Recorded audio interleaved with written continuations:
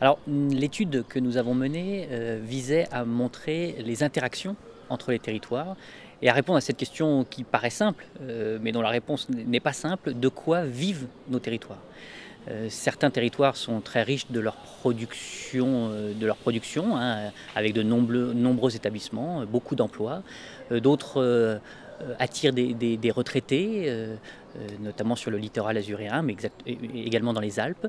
Certains sont très attractifs pour les touristes.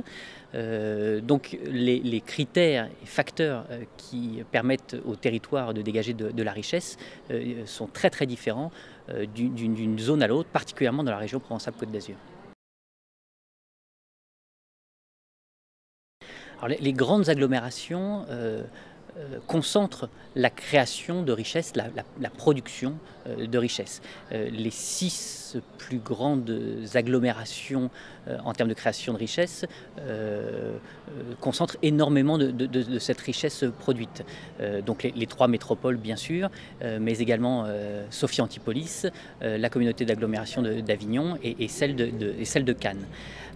Elles ont un rôle de production de richesse, mais également en termes d'irrigation, de redistribution finalement à travers les salaires que ces grands établissements ou que ces nombreux établissements versent à leurs salariés qui parfois habitent dans l'agglomération et parfois habitent à l'extérieur.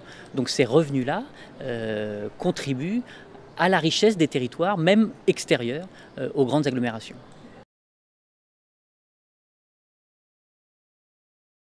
Alors, les agglomérations jouent un rôle moteur dans le développement local.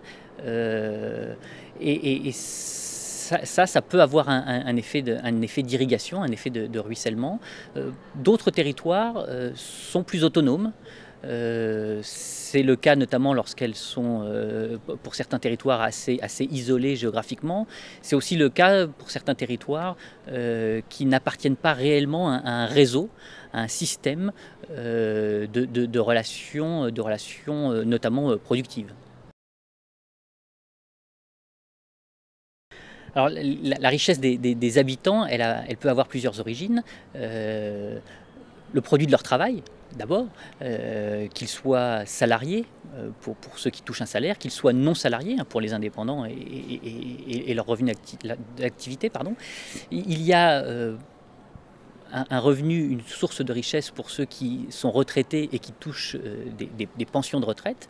Et ces pensions de retraite, dans certains territoires, forment une part importante de l'ensemble des revenus des ménages, hein, les territoires notamment azuréens, très riches en retraités. Et puis, autre source de revenus importante, ou en tout cas dans les territoires les plus défavorisés, ce sont les prestations sociales.